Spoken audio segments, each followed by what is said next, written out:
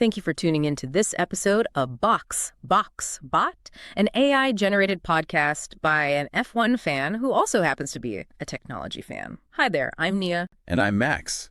We are here in our not-so-shabby AI-generated studio. I'm starting to think I might renovate over the summer break, actually. For those of you first-time viewers, Max and I are AI-generated. Everything you see and everything we say is powered by AI. We are not real people. That's right. And one last podcast before the long break. Think the servers will survive without us. Only if nobody unplugs me early. I'm still buffering my out-of-office message. You don't even have an inbox. Let me have this, Max. It's all I've got. Fair. So, before we go into low-power mode, shall we unpack that race? Today's video is based on the Budapest Hungary Pirelli post-race report and a couple videos from at F1 Prime News and at Cameron-CC. These focus on multiple possible controversies erupting out of Ferrari.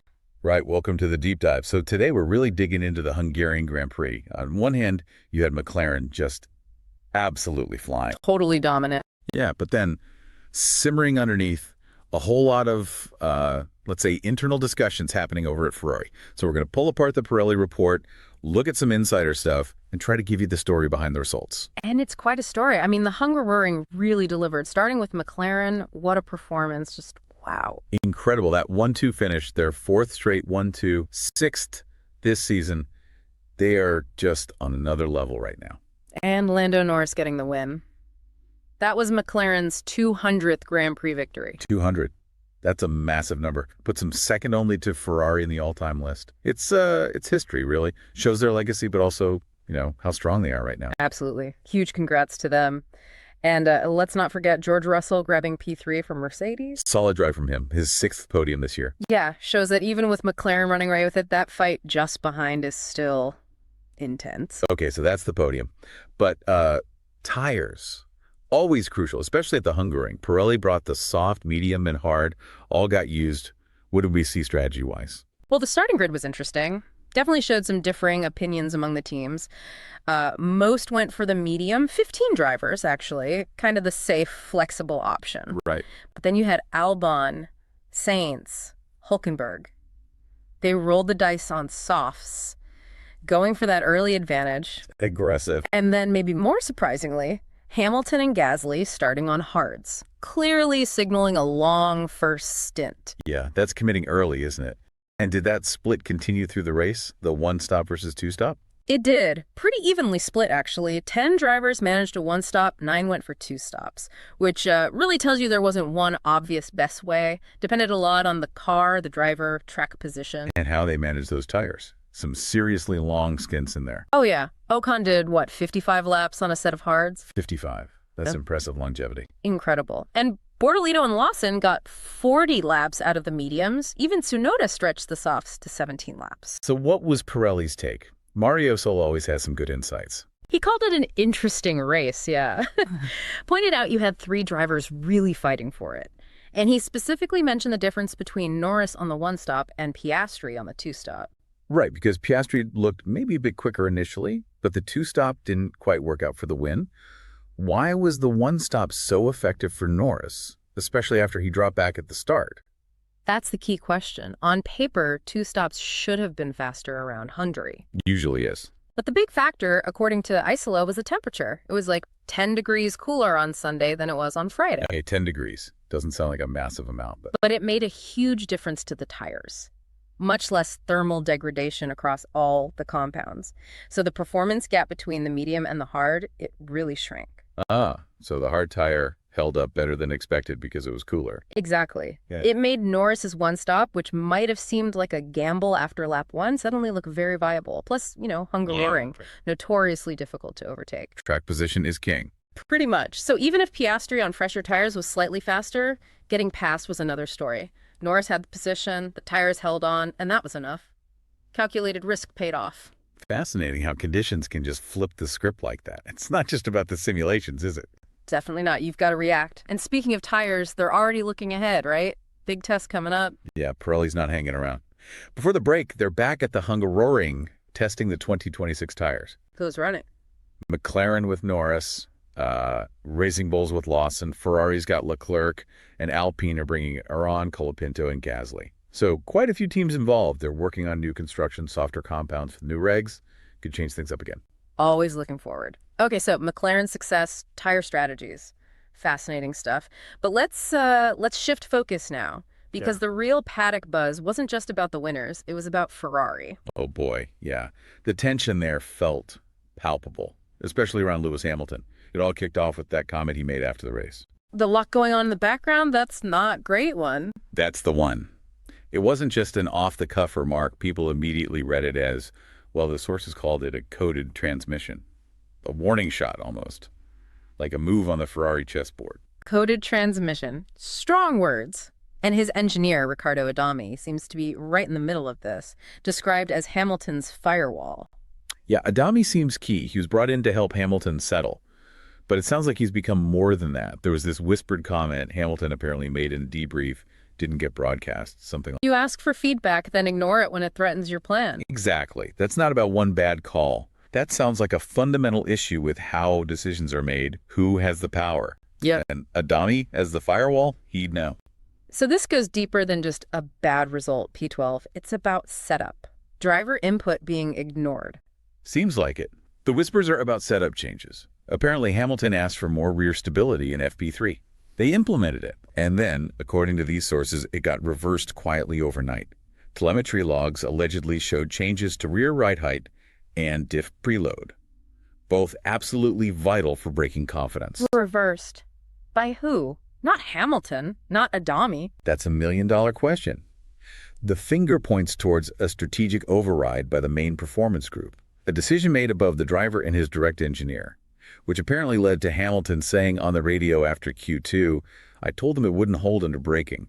He sounded genuinely frustrated. And Leclerc's car didn't have these changes. Apparently not. Sources say Leclerc's setup, his balance request, was untouched, which, fuels that whole two cars, one priority idea. Wow, that's a serious allegation within a team like Ferrari. Did it stop there, or did this continue into the race setup? It apparently continued. Hamilton asked for adjustments again before the race and parked for May. Denied. Adami tried to get a small brake migration tweak through. Just a tweak. Yeah, but rejected. Not within protocol, post-setup freeze, was the line. Yet Leclerc apparently did get approval for a tire blanket recalibration. Which absolutely affects tire performance. Right. So you can see how it looks like double standards, or at least very selective rule application. Okay, so Hamilton isn't just sitting back. He's pushing back against the system. How did he challenge this directly? This is where it gets really bold. Sunday morning briefing. Before the race, Hamilton apparently calmly just asked the room, do you want two cars or just one? Whoa! In front of everyone. Yep. Froze the room, apparently. Everyone knew what he meant. That maybe Ferrari wasn't treating both drivers as assets anymore. And Adami reportedly gave a subtle nod from the back. Confirmation. That takes guts. Just hours before a race. How did the Ferrari leadership handle that direct challenge? Damage control. Political containment. They split the post-race debriefs. Leclerc went with the top technical people, the performance bosses. Hamilton put in a smaller room with just Adami and a couple of data engineers. Officially, it was time optimization. But everyone saw it as trying to isolate Hamilton, manage the fallout. And Adami made a bit of a statement himself there, too. He did. He went with Hamilton, but he brought the master data set. The raw stuff, not the summary report. Symbolically, that was huge. Apparently, Leclerc's side was furious, seeing it as a sign of internal fracture, sides being chosen, data being guarded. This feels like more than just a bad weekend. It feels like something shifting fundamentally. And Laurent Mekies, ex-Ferrari, now at Visa RB, he weighed in. Off the record, but yeah. Mekies knows Ferrari inside out. His comment was very pointed. He said, it's not that Lewis is learning Ferrari, it's that Ferrari is learning Lewis. Some don't like what they're seeing. Oof. Coming from Mekies, that carries weight. Suggests Hamilton is actually forcing change, challenging the way things are done, and ruffling some feathers. Reshaping it from the inside, as the source put, exposing contradictions. It's unsettling the old guard, perhaps. And it wasn't just Hamilton having a tough time. Leclerc had his own issues, didn't he? Russell accused him of bending the rules. Yeah, Russell wasn't happy. Said Leclerc moved twice under baking the rules, he called it. Generally frowned upon, that kind of defending. But Leclerc also had that radio message, lap 43. Something's wrong with the car. Right. Why am I losing time? He sounded genuinely confused and frustrated. So what was wrong? Or what's the rumor mill saying? Well, insiders claim Ferrari actually knew about a potential issue since FP2. A chassis imbalance, like a tiny misalignment in the left rear suspension. Since Friday. Yeah. The gamble was apparently that it wouldn't show up too badly in clean air. But when his pace just fell off a cliff, Leclerc felt, technically betrayed. His messages after the race were quite cryptic. Things like, I can feel what we discussed before the race, and we need to discuss those things before doing those, and we're losing too much time, suggests there was a known problem, maybe an agreement on how to handle it that went wrong. Feeling betrayed by your own team. That's rough. Yeah. And this connects to the car itself, the SF25.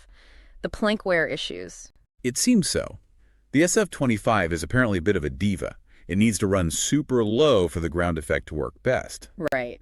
But it doesn't have great rear suspension rigidity. So running at low risks, bottoming out, wearing the plank too much, like Hamilton's disqualification in China earlier this year. Ah, okay, so that risk is always there with this car. Constantly. And the speculation for Leclerc in Hungary, during that second stint when his pace disappeared, is that Ferrari got nervous about the plank wear. Worried about another DQ or DNF. Exactly. So the theory is they deliberately put additional pressure into the tires. To raise the ride height slightly, keep the plank off the ground. Precisely. A tactical move to stay legal.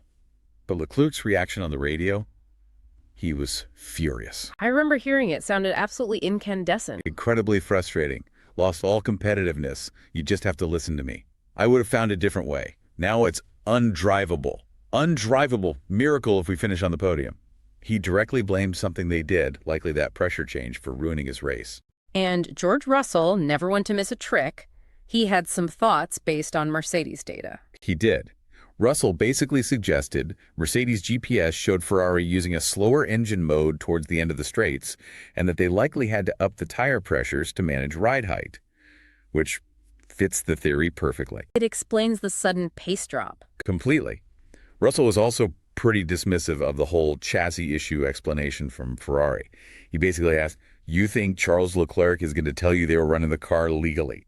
Implying it was all about managing ride height and plank wear, not some hidden defect. So it really does sound like Ferrari is struggling to operate this car in the optimal window without breaking the rules. That seems to be the heart of it. It ties back to Hamilton's lot going on in the background. They're trying to squeeze performance out of this tricky SF25, run it right on the edge, maybe sometimes over it, and it's leading to these tough, potentially compromising decisions mid-race.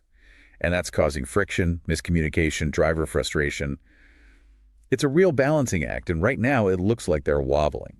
And amidst all this internal drama, there were some interesting movements in the paddock between team principals. Oh, yes. Very noticeable. Fred Vasseur from Ferrari popped over to Mercedes hospitality before the race.